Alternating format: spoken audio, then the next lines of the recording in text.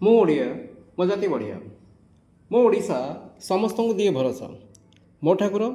हसाए जगतपुर मो जगन्नाथ सी जगतर नाथ मो संस्कृति मनरे भर प्रीति जय जगन्नाथ मो प्रिय भाई और भौणी मैंने मु प्रशांत आज पुणी थे आउ गोटे उत्कलीय परंपरा सुंदर निदर्शन आपण नहीं आसी आज ए उत्कलीय विवाहर 10टी पारंपरिक पूजा पद्धति विषय जाना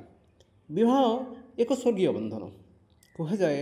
जन्म तो ए मर्त्यपुर होता है हेले ए पवित्र बंधन स्वर्ग में स्थिरीकृत होता है तेरे माय डियर फ्रेंड्स चलो आम 10टी उत्कलीय परंपरा विषय आज आम जाना तो फ्रेंड्स आम प्रथम देखा जे विवाहर प्रथम सेरिमनी होची ताको आम निर्बंध और रिंग सेरिमनी बोली कहते Odia weddings rituals to follow any other Indian wedding traditions आम ओडिशार जो पूजा पारंपरिक पद्धति सब रही आम भारतर अन्य परंपरा मध्य से अनुसरण करें in this rituals the bride and grooms family meet at a holy temple and exchange gifts as their word of mouth for the wedding यही उत्सव आम जानी जे कन्या पक्ष एवं बर पक्ष गोटे मंदिर रे बा गोटे शुभ स्थान रे परस्पर को भेटती एवं परस्पर मध्य से माने कथार आदान प्रदान करती यह सहित विभिन्न प्रकार गिफ्ट्स जेपरी भाव में विभिन्न प्रकार पोशाक एवं फल एवं फूल ये अनेक जिनसर एक्सचेंज करती एवं ता सहित ज्वेलरी मध्य एक्सचेंज होता है एवं आहरी मध्य आम जानी जे एथिरे कौन होता है ना जेहेतु निर्बंध रिंग सेरिमनी तेणु मुदी पिंधा होता है यह हूँ विवाहर प्रारंभिक परस्पर मध्य कथा दे था जे आमे परस्पर मध्य बंधुता स्थापन करवा यापर आसे मंगल बा हलदी सेरिमनी हलदी एभली गोटे पवित्र वस्तु जहाँ कहुए जे यह नेगेटिविटी को दूर करें तेणु जेहेतु यह नेगेटिविटी को दूर करें तेणु हलदी को यही परंपरा अंतर्भुक्त कराई हलदी इज ए प्लांट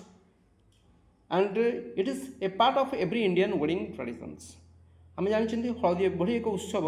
जहाँकि प्रत्येक भारतीय वेडिंग ट्रेडिशन यह एक अंश विशेष अटे that is celebrated a day before the wedding takes place एवं यह विवाहर गोटे दिन पूर्व पालन करा जाय थाए एवं in this Odia weddings rituals आम ओडिया वेडिंग रिचुअल्स गुड़िक आम जानते a paste of turmeric is applied on the face hands and feet on the bride and groom at separate venues by 7 married women आम जानी जे यही उत्सव आम बर एवं बहु उभय मुहरे हाथ एवं गोड़े 7 जन स्त्रीलोक पवित्र बा 7 जन स्त्रीलोकों द्वारा कौन करा जाए से लगा जाए कहीं लगा जाए दि हलदी सेरिमनी इज कनसिडर्ड ऑस्पिशियस आम जानते हलदी सेरिमनी को आम एक पवित्र उत्सव बोली कहते ये ऑस्पिशियस बोली कहती because it is suppose to take away the evil नजर जहाँ को कहती बा दुष्ट जहाँ कहती बा नेगेटिव जहाँ कहती ताहा समस्त पाखर कहती ना जे नजर लगे तेणु नजर को हटेवाई बा एविल को हटेवाई दुष्ट को हटेवाई बा नेगेटिविटी को हटेवाई हलदी को व्यवहार करा जाए यापर आमर आसे तृतीय सेरिमनी हुए विवाहर तृतीय उत्सव हूँ blessing from the divine power ईश्वर हूँ जगन्नाथ हूँ दि लॉर्ड हूँ तांको पाखरु आशीर्वाद स्वरूप यही उत्सव पालन करा जाय थाए इन दिस वेडिंग रिचुअल्स यही वेडिंग रिचुअल्स रे the bride and grooms along with their families bride एवं ग्रूम उभय बर एवं बहु उभय तांकर परिवार सहित समस्ते जगन्नाथ पाखक जाती एवं तांको पाखरु happy and successful marriage life पाई आशीर्वाद भिक्षा कर आसता नंदी पूजा एवं तापरे विवाहर चतुर्थ उत्सव हूँ नंदी पूजा भारतीय परंपरा रे आम उत्कलीय परंपरा मध्य महान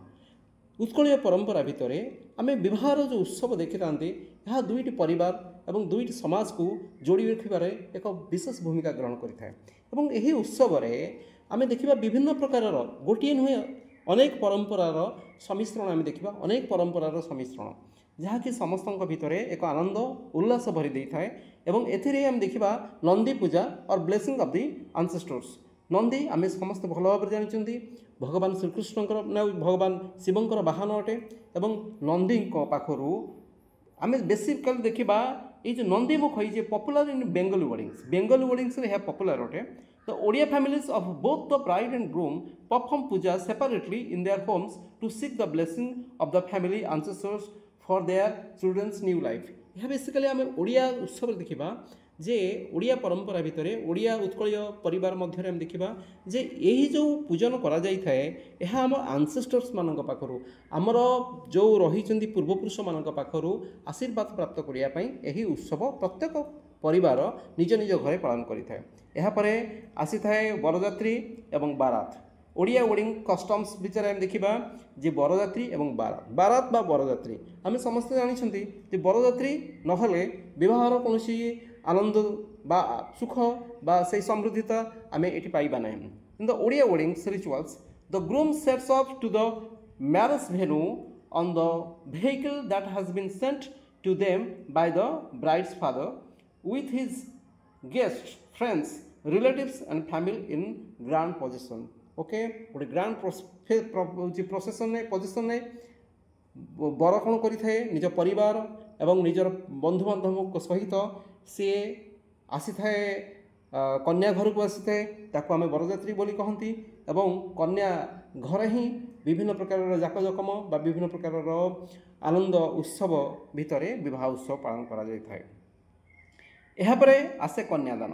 सबुठारु आम ओडिया संस्कृति नुहे जेकोसी परंपरा भितर सबुठारु दुखद एवं जंत्रणादायक मान समय हूँ कन्यादान। गोटे पिता जितेबाला निजर पुत्री को संसार सबुठारु सुंदरतम एवं जहाँकि सबुठारु एक आनंदीय आशीर्वाद ईश्वर पाखर होता है ताहा हूँ कन्या। जड़े पिता जितेबाला तार जीवन सबकि समर्पित करी कन्याटी को छोटू बड़ करें से सी निजे भी जानी थाए जे दिने ना दिने ताको आउ गोटे स्थान को पठेबार अच्छे एवं ताको सबुदिन निज पाखर दूरे देवार अच्छे ता सत्वे भी जड़े पिता केबे ही हेला कर निजर कन्या को कौन सी क्षेत्र में टिके भी कम करें किंतु जितेबाला सही कन्या को निज हृदय बा निज जीवन सबुठारु अत्यंत मूल्यवान संपत्ति को जितेबाला सी अन्य हाथ में दान करने जाए से समय आम कन्यादान बोली कहबा एवं यही समयटी निश्चित भाव में सबुठारु दुखद समय एवं एक आम जदि देखा तो कन्यादान is a must in every Indian wedding traditions and customs where the father of the bride put his daughter hands on the groom's hands। जितेबाला गोटे पिता निजर झीर कन्यार हाथ को गोटे पिलार हाथ में बा निज तार बरर हाथ में दे थाए से समय takes vows from the groom to take care of his daughter as a guardian एवं से पिता कही थाए निजर कन्या संतान मागी थाए से जे तार 108टी दोष क्षमा करने एवं से अनुरोध करें जे जेभली भाव में से निजर कन्या को निजर जीवन सबुठारु अधिक भल पाई थाए सबकि त्याग करें ठीक से भाव में शपथ से पिलाटी पाखर से बरटी तार हूँ कन्याटीर बर पाखर से शपथ मागी थाए जे तुम्हें जेपरी तार से भाव में जत्न नेब। तापर आसे आमर हस्तगंठी मेलाप। Okay this Hindu wedding tradition mark the start of the transformation of the bride from a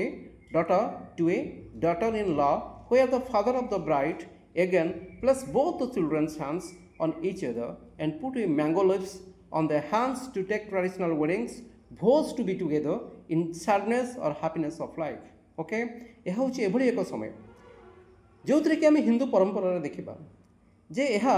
कौन होता है ना आरंभ होता है एक transformation of the bride from a daughter जितेबाला गोटे झीटे परिवर्तित होता है गोटे कन्याटे परिवर्तित होता है गोटे बहुटी एक परिवर्तित होता है गोटे कन्या थिला दिने सी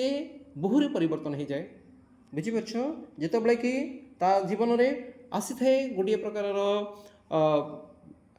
जितेबाला कन्याटी जो बहुटी परिवर्तन होता है ना से जीवन में विभिन्न प्रकार रेस्पन्सिबिलिटी आसी थाए दायित्व बोध आसी थाए जीवन में दायित्व को पुनः सी निभाई पुणी एक नुआ जीवन टे से प्रारंभ करें तेणु से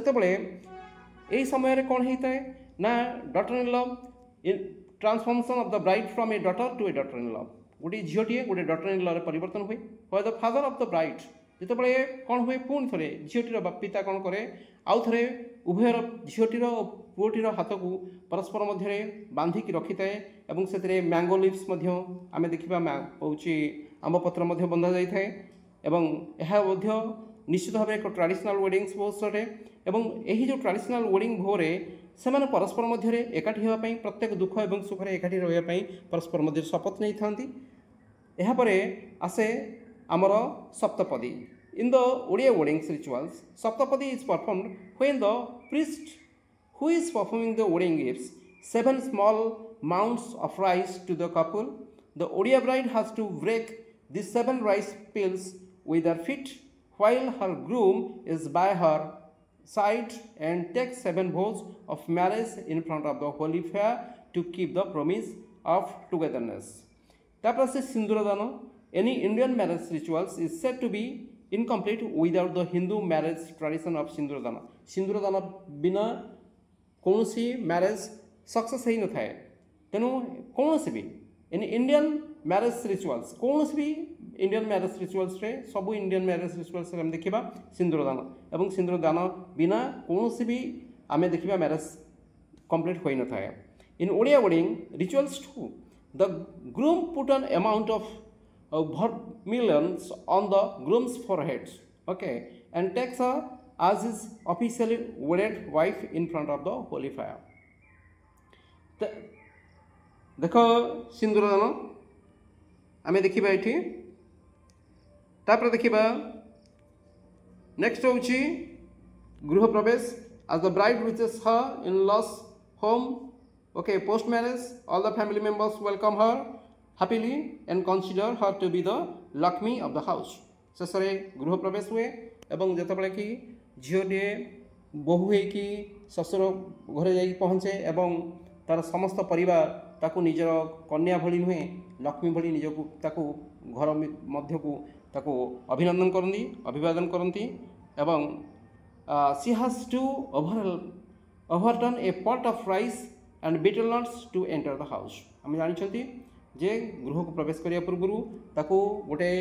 पात्र में भरी चाउल भर एक पात्र को निज गोड़े मारिया को पड़े और तापर से निज घर को प्रवेश करे. यह हूँ आम भारतीय उत्कलीय परंपरा एवं यही उत्कलीय परंपरा रे आमे एठी देखुचंती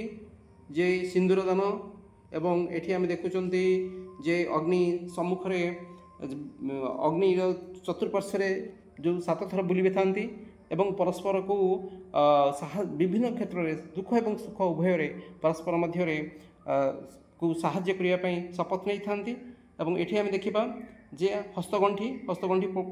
ये हूँ हस्तगंठी एवं एठी आम देखा ओके फ्रेंड्स आशा करुँच निश्चित भाव में आपण को ये भिडियोटी पसंद आसथिबो यदि पसंद आसथिबो निश्चित भाव में सब्सक्राइब करेंगे और लाइक करेंगे.